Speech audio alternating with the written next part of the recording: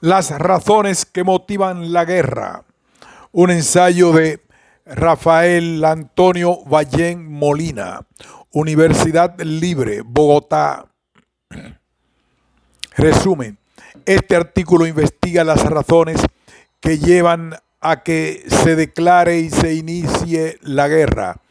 Para obtener la información necesaria, el investigador principal y los estudiantes recurrieron a fuentes documentales. En esta investigación se utilizaron tres métodos: el descriptivo, el histórico y el analítico deductivo. Las conclusiones más importantes a las que se llegaron son: primera, la guerra no precedió al Estado. Primera, la guerra no precedió al Estado, pues se trata de un flagelo de reciente aparición. 2. La guerra es fundamentalmente un producto propio de la evolución cultural. 3. Detrás de las causas materiales de la guerra se esconden los presupuestos psicológicos del guerrero.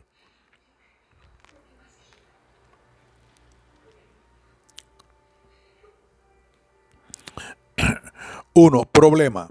Frente a la guerra, la inteligencia humana ha reaccionado de manera diferente.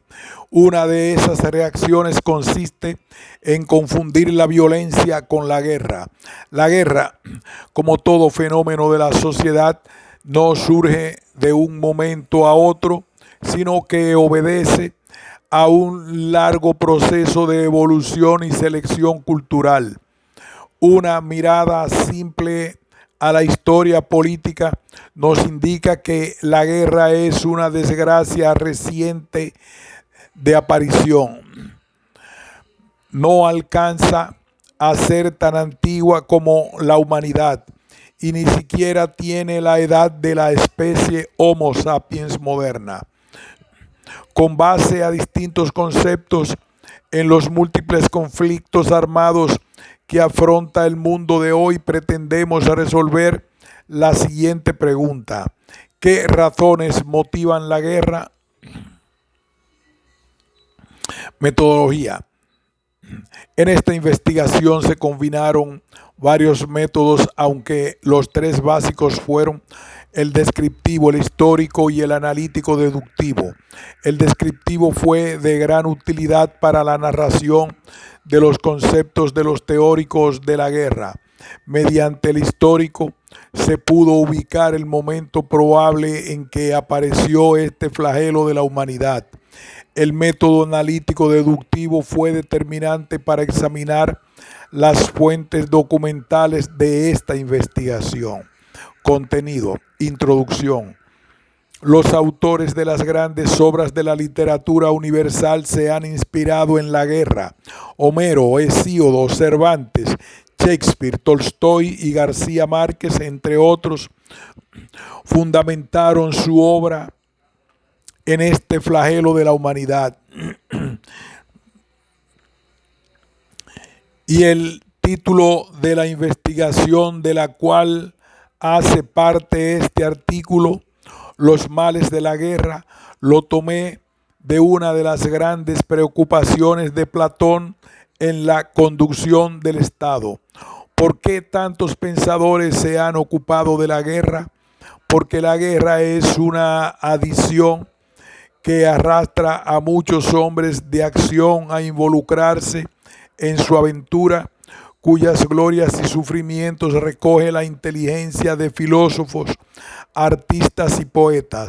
La adrenalina, dice el corresponsal de guerra Chris Hedges, que produce la batalla, crea una adicción fuerte, muchas veces letal, porque la guerra es una droga que consumí durante muchos años. Por esta misma razón, hay sobre la guerra múltiples conceptos y definiciones. Sus apologistas se han complacido en rodearla de atributos más excelsos y han llegado a alabanzas hiperbólicas e inconcebibles. Entre los grandes apologistas de la guerra es preciso mencionar a Hegel y a Proudhon. El primero dice: es bella, buena, santa y fecunda. Crea la moralidad de los pueblos y es indispensable para el mantenimiento de su salud moral. Es una guerra donde el Estado se acerca más a su ideal, porque es entonces cuando la vida y los bienes de los ciudadanos están más estrechamente subordinados a la conservación de la entidad común. Por su parte, el segundo señala: la guerra es nuestra historia, nuestra vida. Toda nuestra alma es la legislación, la política, el Estado, la patria, la legislación social, el derecho internacional, la poesía, la teología, es todo, en fin. Pero el lado de los apologistas también, también hay pensadores que encuentran en la guerra el más terrible de los castigos de la humanidad, la cual jamás compensará sus sufrimientos con conquistas ni con indemnizaciones pecuniarias. Hesíodo, el filósofo del trabajo, dice que el hombre está sometido a dos géneros de lucha, una buena y otra mala. La primera es el trabajo, que se encuentra en todas partes, en el mar, en la tierra, y que perfecciona y hace mejor al hombre. La lucha mala es la guerra, y aunque ningún hombre la desea, los dioses se la imponen a la fuerza. Pues la guerra es funesta y la discordia acrecienta, cruel.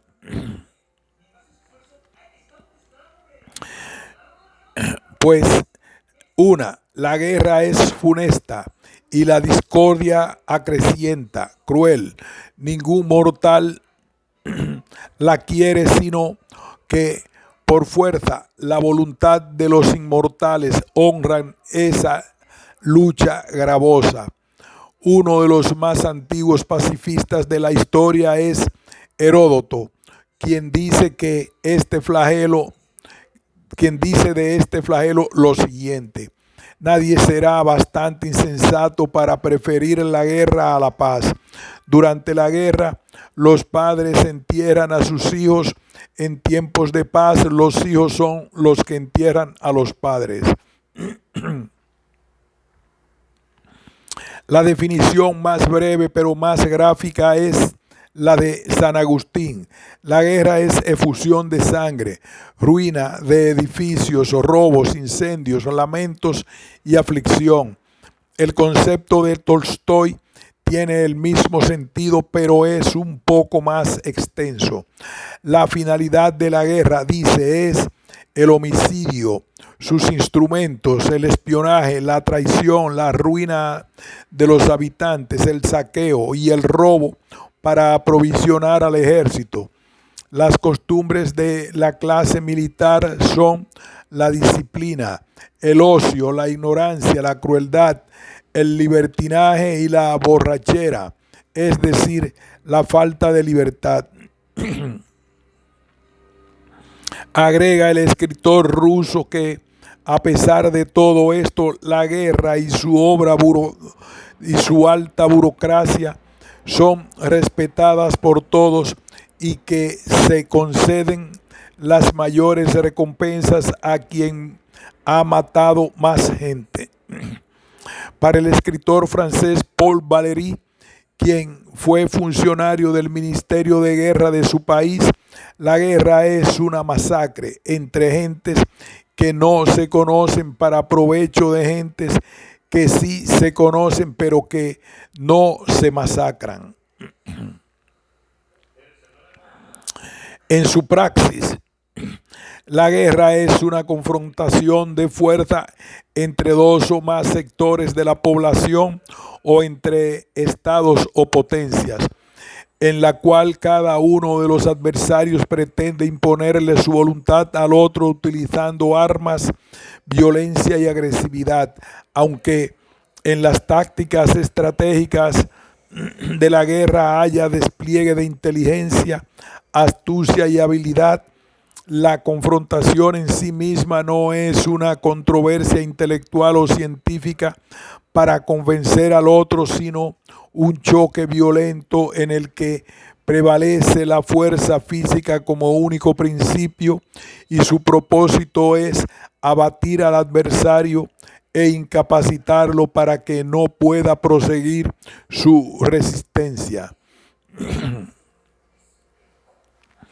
Como se puede observar en los últimos 5 pensadores citados, hay un elemento común. Ellos encuentran en la guerra un daño innecesario y cruel como manifestación de una etapa envejecida de la evolución social, como elemento destructor de toda civilización, como acción opuesta a los más elementales principios de la solidaridad humana, generalmente adelantada por humildes soldados que ni siquiera conocen a los del bando contrario en beneficio de pequeñas élites. Con relación a la antigüedad de la especie Homo sapiens, los antropólogos y arqueólogos nos revelan estos datos. Homo sapiens arcaico, de 400.000 a 200.000 años. Homo sapiens moderno, un poco menos de 100.000 años. Homo sapiens con las especificaciones lingüísticas, culturales y anatómicas de manos, ojos y oídos del hombre actual, entre 50.000 y 35.000 años, y Homo sapiens con vida organizada en bandas y pequeñas aldeas, menos de 35.000 años.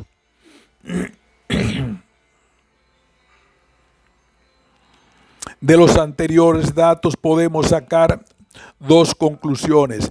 En primer lugar, al menos durante 30.000 años, la vida de la especie Homo sapiens transcurrió en bandas y pequeñas aldeas sin necesidad de faraones, reyes, ministros, presidentes, gobernantes, legisladores y generales que hicieran la guerra. Y en segundo lugar, cuando el hombre alcanzó la calidad biológica actual, no organizó la violencia de inmediato. El gran salto hacia la violencia se desarrolla con 3 hechos fundamentales que se suceden paulatinamente durante muchos años: la domesticación de los animales, el establecimiento de la agricultura y la división del trabajo. El trabajo de dirección apareció en una etapa superior de la evolución cultural hace 7.000 años.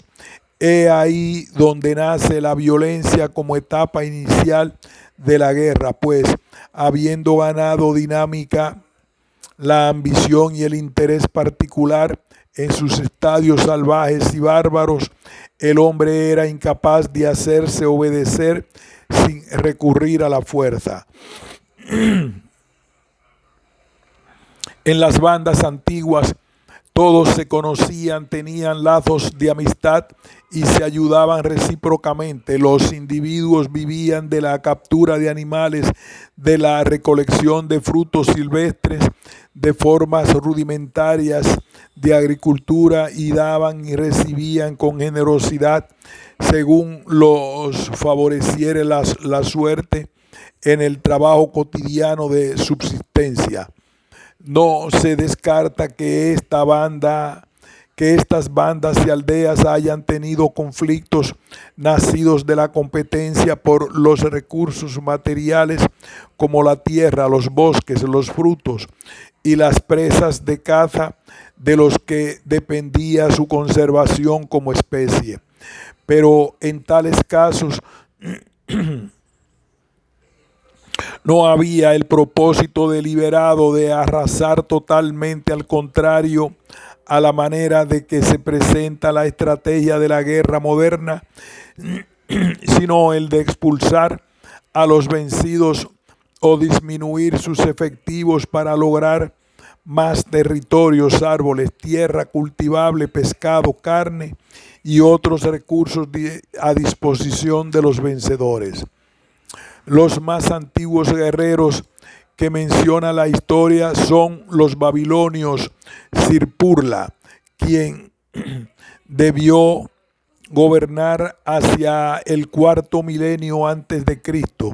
Sargón I, 3800-3750 antes de Cristo, y Hammurabi, 1792-1750 antes de Cristo.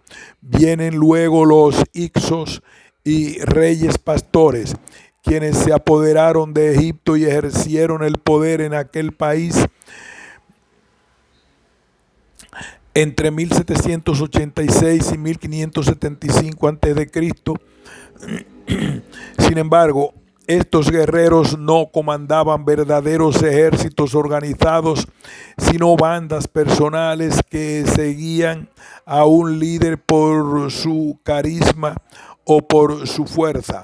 Los embriones de un ejército propiamente dicho no hicieron su aparición sino después de 1500 años antes de Cristo, y en un principio estaban conformados por todos los hombres de un pueblo o nación que estuviera en edad de llevar las armas, que se movilizaban para la guerra determinada y luego se disolvían. Así fue, por ejemplo, el ejército israelita guiado por Moisés en la época en que Egipto gobernaba el faraón Menefá, 1235-1224 a.C. Y las primeras reglamentaciones de la guerra son de más reciente ocurrencia, posteriores al año 700 a.C., y en sus comienzos constituyen verdaderos rituales. Si alguna vez la historia de la guerra ha existido, si alguna vez en la historia de la guerra han existido una limitación y un principio de humanización, fue precisamente en esta época, que podría calificarse de idílica, porque existía un código no escrito que generalmente se respetaba. Por ejemplo, las hostilidades estaban prohibidas en épocas de siembra y recolección, y en el invierno no se peleaba por el frío, ni en verano por el intenso calor.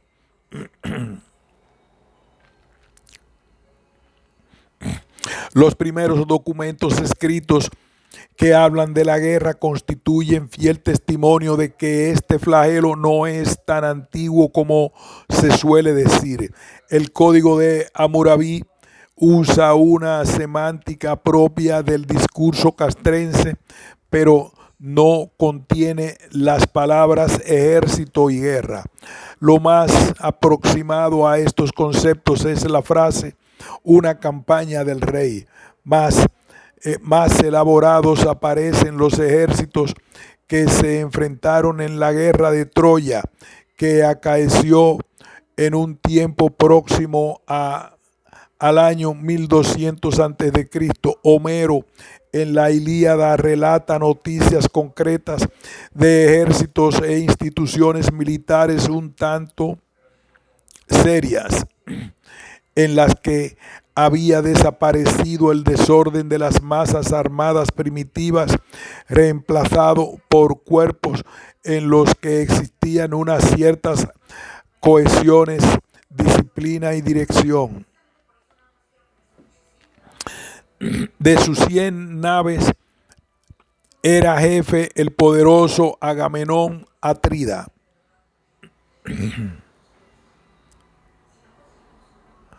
A este, con mucho, las más numerosas y mejores huestes lo acompañaban. En otro pasaje señala la organización de los ejércitos. Una vez ordenado cada ejército con sus príncipes, los troyanos marchaban con vocerío y estrépito igual que pájaros. Y el primer estratega teórico de la guerra es supremamente reciente frente a la historia del hombre, el chino Sun Tzu, a quien algunos historiadores ubican entre los siglos VI y V antes de Cristo. Las más modernas y autorizadas investigaciones señalan que vivió entre 400 y 320 antes de Cristo. La guerra no precedió al Estado, solamente en la última etapa de la formación política de la sociedad hizo su aparición la violencia. La formación y la evolución del Estado se dieron mediante un proceso de selección cultural en el que se observan estas etapas del hombre: cazador-recolector, cabecilla, gran abastecedor, gran hombre y líder o jefe político. En esta última fase de la evolución política surgió la violencia. Todavía no era la guerra como violencia organizada de manera colectiva, sino la simple fuerza física de un cabecilla que a título personal exigía el cumplimiento de obligaciones laborales. En efecto, muchos de estos cabecillas y grandes abastecedores y jefes alcanzaron la transición al Estado, pero muchos otros no lograron el audaz y peligroso salto y permanecieron en el estadio de simples cabecillas en sociedades igualitarias. Aunque el poder para dar órdenes y exigir obediencia les fue ajeno a los simples redistribuidores, sí fue incubándose en la personalidad de los grandes hombres y de los jefes políticos y los indujo a la violencia, instrumento sin el cual algunas jefaturas no habrían alcanzado la transición al Estado. De esta gran verdad del pasado no debemos sentir vergüenzas los hombres de hoy. Es preciso reconocer la verdad antropológica y sentir vergüenza por los crímenes y atrocidades del presente. Los jefes políticos de esa transición al Estado eran tan hábiles para incitar al trabajo como para desencadenar la violencia. Hubo caudillos feroces e implacables cuyas casas estaban recubiertas por las calaveras de los hombres a quienes habían matado. Los hombres del común que eludían la obligación de hacer donaciones a sus jefes, que no alcanzaban las cuotas de producción o que se negaban a prestar su trabajo personal para la construcción de monumentos y otras obras públicas, eran amenazados con la violencia física, primera herramienta eficaz de la guerra. Para responder la pregunta ¿con qué se enuncia el problema? En este artículo se estudian y desarrollan 6 temas que guardan relación entre sí: la genética y la guerra, los artificios del hombre para hacer la guerra, la cultura como elemento de la guerra, las causas de la guerra, la psicología de guerra, la personalidad del guerrero. La genética no es culpable. El hombre es agresivo envidioso y egoísta, pero también noble y generoso, y tiene instintos afectivos.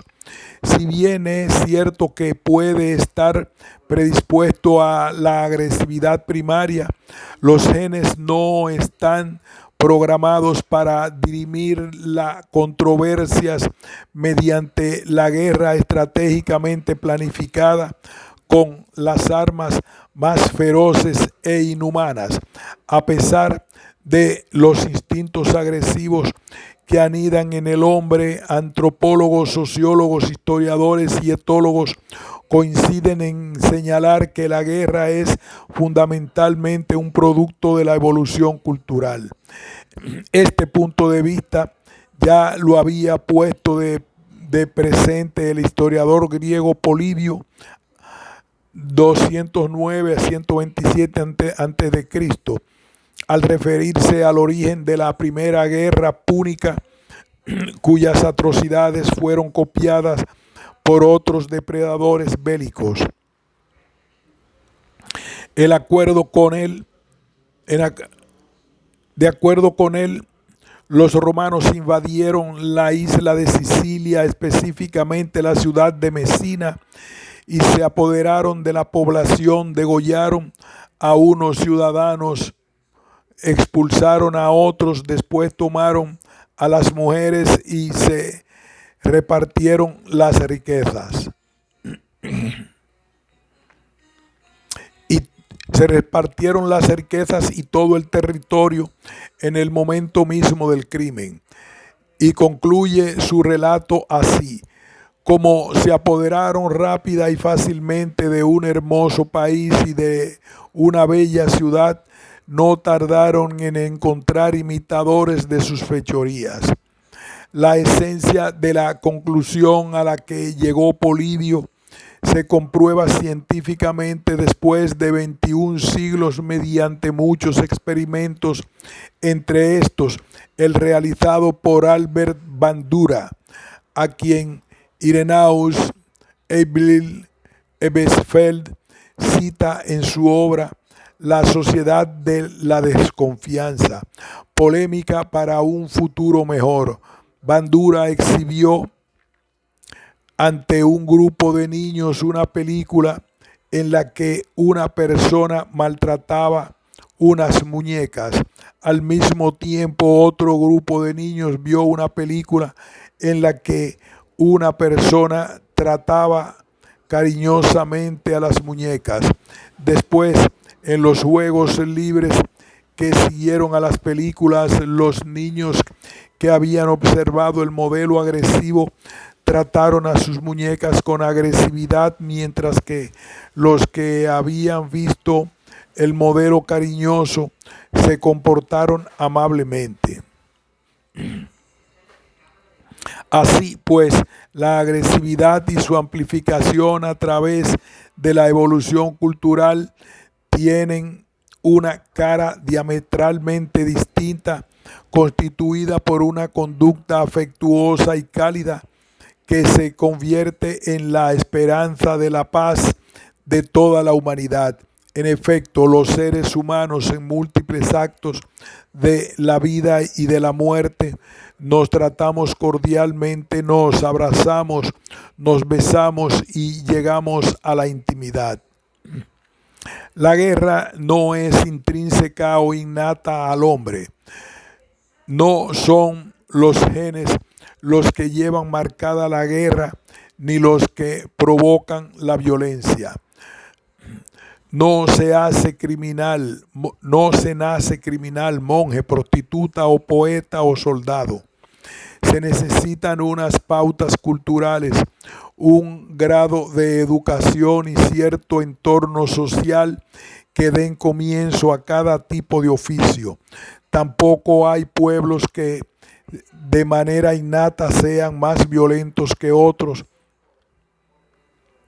Puede haber circunstancias sociales, religiosas y políticas que hagan a un pueblo más luchador o más resistente al sufrimiento y a los atropellos de otros, como el afgano, que durante más de 3000 años han soportado la agresividad y humillación de todos los imperios.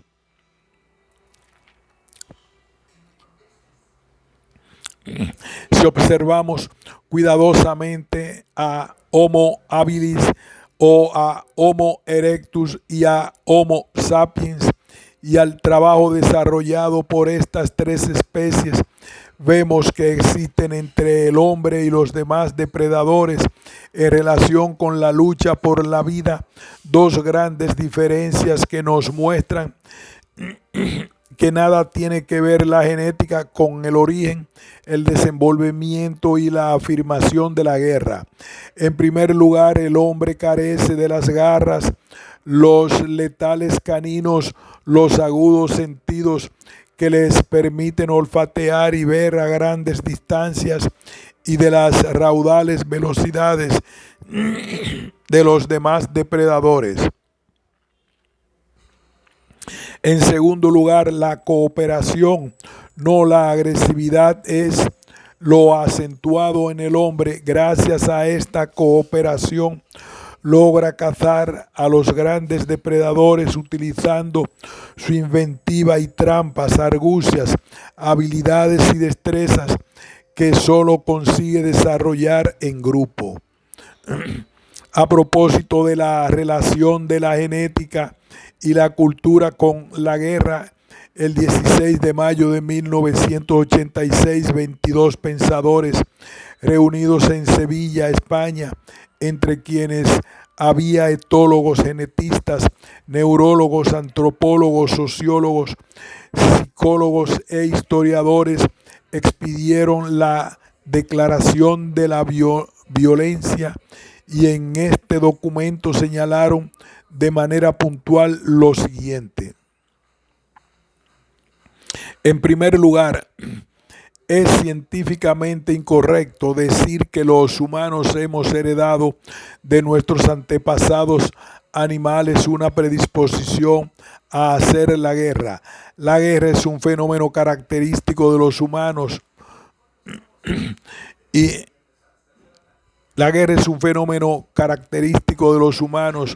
y no aparece entre los animales.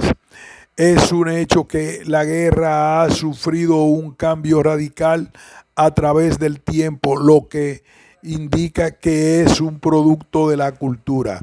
Existen culturas en las que durante siglos no ha habido guerras y hay otras que en algunas ocasiones han hecho la guerra, mientras que en otros periodos no han tenido enfrentamientos bélicos.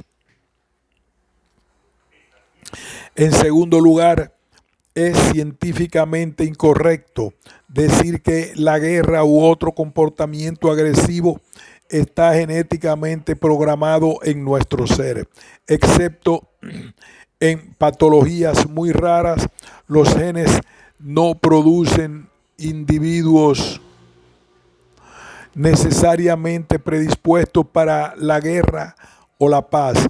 Los genes sí están involucrados en el establecimiento de nuestras capacidades de conducta, pero no son ellos mismos los que especifican el resultado.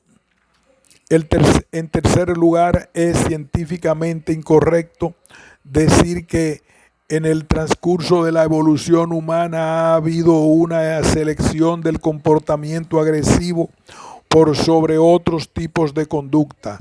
La violencia no está ni en nuestro legado evolutivo ni en nuestros genes.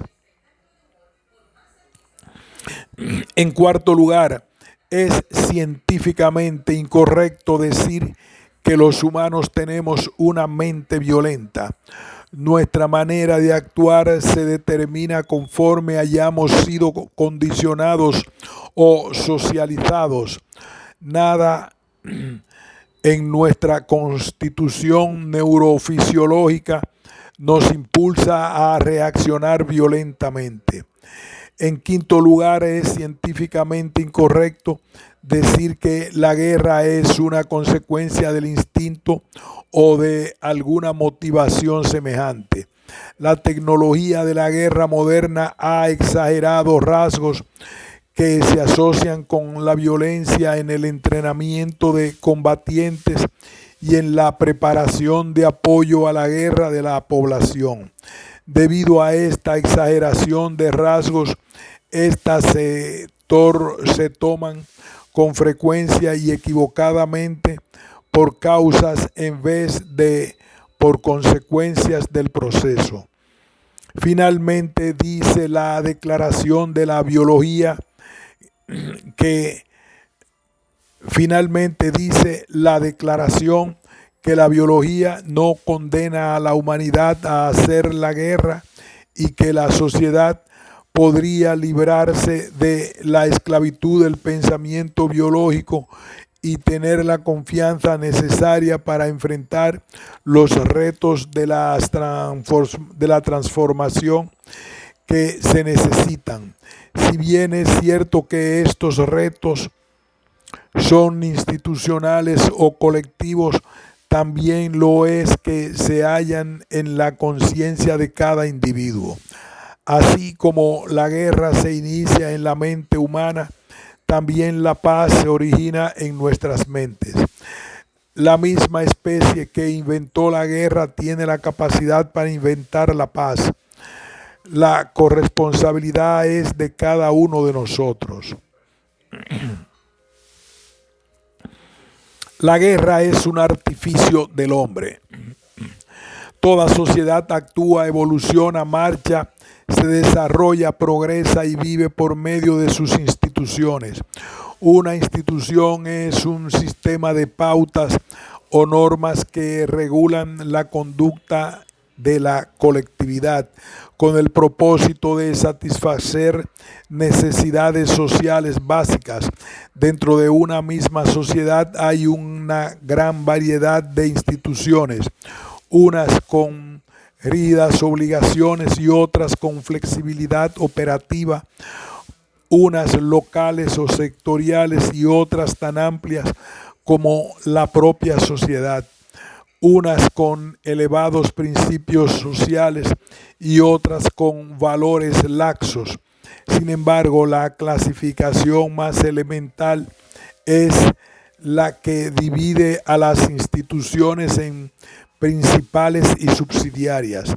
Las instituciones principales o básicas son aquellas en las que participa el mayor número de personas, aquellas que son esenciales en la sociedad y que se consideran de la mayor importancia para el individuo y para el bienestar general. Estas instituciones desarrollan las funciones de los grupos sociales principales y son la familiar, la educativa, la religiosa, la recreativa, la económica y la política. Las instituciones subsidiarias son las numerosas instituciones menores y variables que se hallan contenidas dentro de las principales. La institución familiar es la expresión de un grupo social constituido por personas vinculadas a la sangre, el matrimonio o la adopción y caracterizado por la residencia común, la cooperación económica, la producción y el cuidado de la descendencia. La familia es la más universal de todas las instituciones. En todas las familias hay disgusto, controversias y discusiones acaloradas, y en muchas de ellas hay violencia, agresividad y maltrato verbal y físico. Sin embargo, como institución, la familia y sus miembros logran cumplir sus papeles y hacerse respetar mediante el diálogo y el ejemplo, sin necesidad de recurrir a las armas.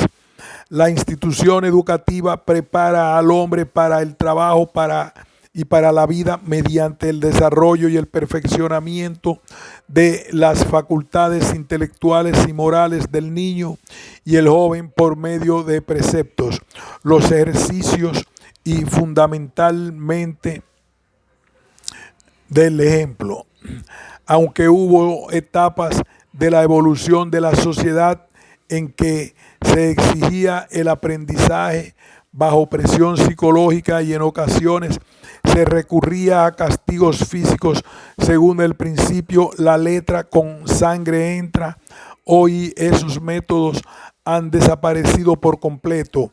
No es necesario recurrir a la violencia o al castigo, ni físico ni moral, para transmitir conocimientos y lograr la formación del hombre. La institución religiosa satisface la necesidad básica del hombre de establecer relaciones con Dios. Se manifiesta por medio de las creencias y las formas de culto practicadas en común. Contiene siempre sistemas morales y éticos que indican lo que es bueno y lo que es malo con respecto a pautas de comportamiento tanto externas como conceptuales. Instituciones subsidiarias suyas son las relaciones entre el clero y los seglares, los sistemas de oración y las disposiciones para los servicios religiosos. La inmensa mayoría de las religiones recurre al chantaje, al engaño, a la estafa y a la amenaza de un castigo divino para lograr la obediencia, y algunas han recurrido y recurren a las armas para buscar la conversión de los infieles y herejes. Sin embargo, esto no es la regla general, también se apela a la fe. La institución recreativa satisface la necesidad de descanso físico y mental, abarca numerosas instituciones subsidiarias como los juegos, deportes y danzas, así como los sistemas estéticos artísticos, música, pintura, teatro, etc. De vez en cuando se ven actos de violencia en algunos campos deportivos, pero por regla general esa institución es la más pacífica de la sociedad. La institución económica es la configuración de pautas sociales de comportamiento por medio de las cuales se proporciona a la sociedad bienes materiales y servicios. Implica fundamentalmente la producción, la distribución, el intercambio y el consumo de artículos. A esta institución principal pertenecen muchas instituciones subsidiarias como la banca, el crédito, la publicidad, el comercio, etc. El principal instrumento de la institución económica es el trabajo subordinado, y durante algunas épocas de la historia se ha exigido mediante la violencia física y psicológica, como ocurría en el período esclavista, en el feudalismo y en los tiempos de la revolución industrial. Hoy se busca el cumplimiento de las obligaciones contractuales sin necesidad de recurrir a la violencia, negociando las diferencias económicas entre empleadores y trabajadores. La institución política actúa principalmente para satisfacer la necesidad de administración general y de convivencia en la sociedad. Dentro de ella hay muchas subinstituciones como la legislativa, la policial, los sistemas de designación y elección de personas para ocupar cargos públicos y las relaciones diplomáticas. Y, por supuesto, aún subsiste la inútil y nefasta institución militar. La política es la única institución de la sociedad que, para lograr la obediencia de sus miembros, tiene que recurrir a las armas. ¿Por qué las demás instituciones actúan y cumplen sus funciones sin recurrir a la fuerza física? Tiene la institución política que acudir a las armas para lograr la legitimidad. ¿Por qué hay unos estados que carecen de armas, de ejércitos y de guerras, y sin embargo cumplen sus fines y funciones, porque la guerra es algo artificial, innecesario e inventado que no se halla en la naturaleza del hombre. ¿Por qué haber algo más artificial que la preparación para la guerra? ¿Habrá habido algo más artificial que la conformación de un equipo de científicos, la asignación de un presupuesto y la fijación de la misión de construir la bomba atómica? ¿Habrá habido algo más artificial que el montaje de George W. Bush para legitimar el ataque a Irak? Amenazas, sobornos, espionaje, presiones, abultada chequera para comprar apoyo. ¿Puede haber algo más artificial que el trabajo sucio que hacen la CIA y todos los organismos de espionaje de los estados paranoicos y expansionistas? En sí mismo el espionaje es un artificio porque no es un trabajo corriente donde se conozcan las partes contractuales, sino un oficio clandestino donde todo se oculta y se pone en riesgo la vida de sus agentes. Se intervienen los teléfonos, se envían mensajes cifrados, se hacen exámenes microscópicos para establecer las hipotéticas fisonomías que una persona puede adoptar con bigote, con barba, con gafas, con peluca, etc. Para lograr que un agente cambie de bando se recurre a la amenaza, al dolor físico, al sufrimiento, a provocarle ansiedad, depresión y agotamiento de la inteligencia. Se hacen experimentos sobre la conducta, primero con animales, gatos, perros y luego con seres humanos a quienes se puede asesinar porque son sujetos prescindibles. Se hacen lavados de cerebro mediante la repetición constante de una palabra o de una frase hasta lograr que el torturado fije el mensaje en su conciencia. Se emplean sustancias que tienen la virtud de alterar la identidad sexual del individuo. Se hacen investigaciones científicas y se gastan ingentes sumas de dinero para encontrar el modo de controlar la mente humana. ¿Hay algo más artificial que el montaje y el sufrimiento de un aparato así? En Colombia, ¿habrá algo más artificial que el Plan Colombia? En este país de 45 millones de habitantes, de los cuales 27 millones son pobres, ¿habrá algo más artificial que la maquinación de un presidente y todos sus ministros en pos de las herramientas necesarias para sacarles del bolsillo a los colombianos 800 millones de dólares que permitan intensificar la guerra? En este país, ¿habrá algo más artificial que un grupo de artesanos que utilizan su ingenio y sus manos en construir un artefacto para dispararlo sobre la casa de Nariño? Este es un pugilato artificial como todos los pugilatos de la guerra. Solo en Colombia el desequilibrio es descomunalmente artificial hasta el punto de que uno de los bandos tiene un retraso de 500 años en relación con la tecnología del otro.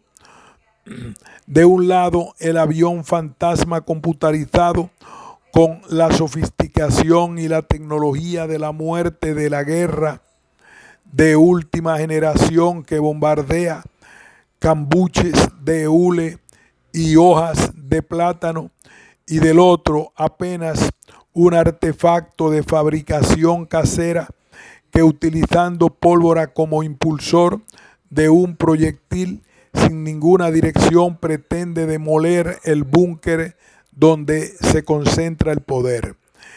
Es natural que en una riña imprevista un hombre le quite la vida a otro. Es natural que dentro de la institución familiar se alteren los ánimos y se produzcan lesiones personales e incluso se ocasione la muerte de uno de los cónyuges. Es natural que en una empresa el empleador ultraje al trabajador y éste reaccione violentamente. Como resultado sobrevenga una desgracia personal. Es natural que en un campo deportivo las emociones de los hinchas de un equipo conduzcan a enfrentamientos con quienes apoyan al equipo contrario. Es natural que dos hombres se traben en una disputa religiosa, se alteren los ánimos y uno de los dos elimine al otro. Todo lo anterior es natural, pero no es natural que un gobernante soberbio y vanidoso organice una tropa, levante recursos y planee exterminar a un pueblo.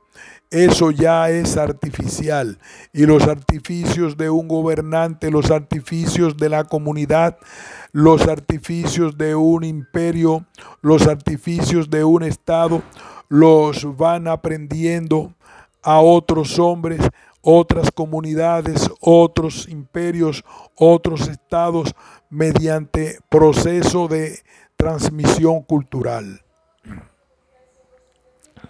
La guerra es producto de la cultura. Cuando nació la cultura, al igual que la vida, tiene un proceso de formación, de selección y de afirmación, pero mientras la vida tiene una antigüedad de unos 4.000 millones de años, la cultura, en cambio, es supremamente joven. Tan solo tiene unos 6 millones de años, es decir, existe desde un momento en que nuestros más antiguos parientes descendieron de los árboles y dieron inicio a la línea evolutiva de la cual surgió la humanidad. Aquí se marca una brecha entre lo que es la simple evolución natural y la iniciación de una línea cultural. Por el camino marchan los monos antropoides modernos que todos conocemos, y por el otro, los antecesores del hombre, los homínidos, formadores de procesos culturales.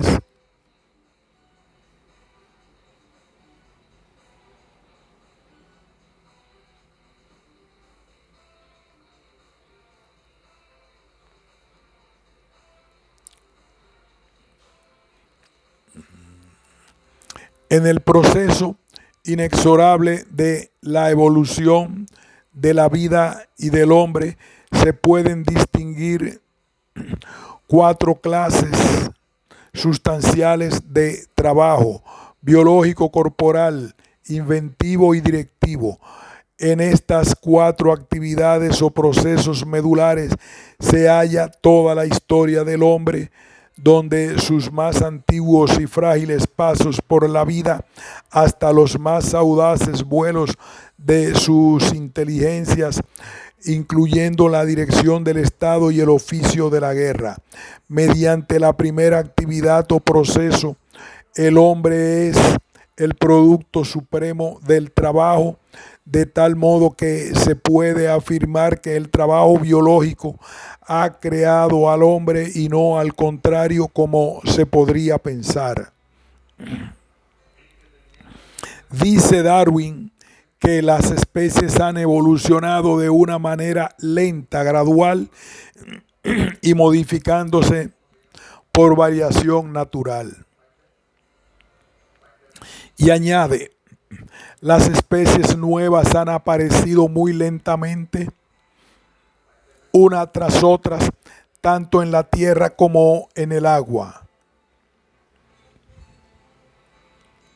A esta evolución lenta y gradual es a lo que llamo trabajo biológico, que se podría definir como el conjunto de procesos que durante largos periodos de tiempo han realizado las diferentes especies para lograr su supervivencia.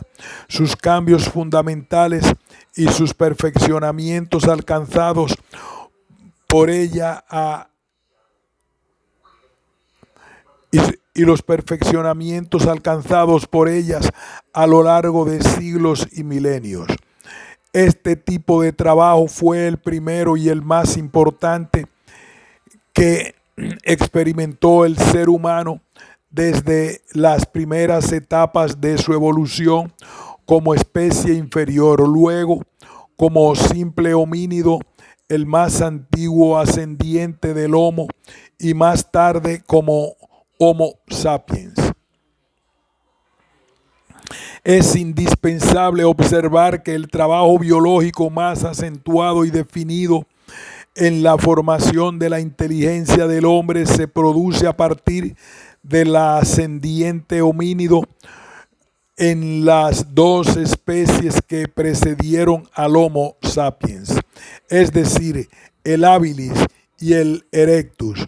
El Homo habilis empleó instrumentos de piedra para obtener pequeños trozos de sílex provistos de bordes cortantes que perfeccionó el Homo erectus, desarrollando los dos una cultura supremamente primitiva. Tanto habilis y erectus como sapiens, en la lucha por proveerse el sustento diario, recolectaban toda clase de semillas, frutos, raíces y hojas y cazaban conejos, aves, bisontes y mamuts, mientras los avances culturales fueron lentísimos al paso de habilis, erectus y sapiens. En su categoría de cazadores y recolectores no hubo guerra. En todas las actividades, las tres especies de Homo utilizaron herramientas, pero no armas, ni mucho menos ejércitos. A diferencia de la selección natural, que depende de la herencia de la cultura, depende de la enseñanza accidental. A diferencia de la selección natural, que depende de la herencia, la cultura depende de la enseñanza accidental, metódica e impuesta, que las generaciones viejas van impartiéndoles a sus descendientes naturales, o que las agrupaciones sociales contemporáneas van imponiéndose unas tras otras. Al comienzo, el proceso de afirmación cultural fue supremamente lento, casi tan imperceptible como la selección natural. Transcurrió a través de las distintas etapas del trabajo biológico, material, creativo y directivo, y se necesitaron de siglos y hasta de milenios para que un sistema cultural se impusiera sobre el otro. Sin embargo, en la medida en que avanzan los procesos sociales, la cultura se ha vuelto fugaz y refinada hasta el punto de que hoy, por la velocidad de las comunicaciones, son suficientes unos pocos días u horas para que la moda, la música, las creencias religiosas, la comida, los armamentos y los sistemas de guerra de una cultura le sean impuestos a otra o sean copiados fácilmente por una tercera. Es decir, dependiendo de las circunstancias, pautas y valores culturales pueden iniciarse en un momento dado en una sociedad determinada con enorme facilidad. Por el vertiginoso progreso y la efectividad de las comunicaciones, Hoy se vive la cultura de la violencia. Esta es parte normal de la vida. Desde el momento mismo en que un niño hace, por el vertiginoso progreso y la efectividad de las comunicaciones, hoy se vive la cultura de la violencia. Esta es parte normal de la vida. Desde el momento mismo en que el niño nace, comienza a recibir por el abuso de los medios de comunicación, especialmente de la televisión, mensajes de violencia que afectan su vida emocional. Y a medida que crece, los mensajes de violencia se van reafirmando en su conciencia, pues parte esencial de la formación del hombre depende del medio ambiente que lo rodea. Y si una sociedad tiene expresiones de violencia, estas influyen en el individuo de la misma manera en que las células de un árbol o de un animal se ven afectadas por su contacto con la naturaleza. Cuando una sociedad ha alcanzado una avanzada cultura de guerra, los pueblos viven su mayor calamidad.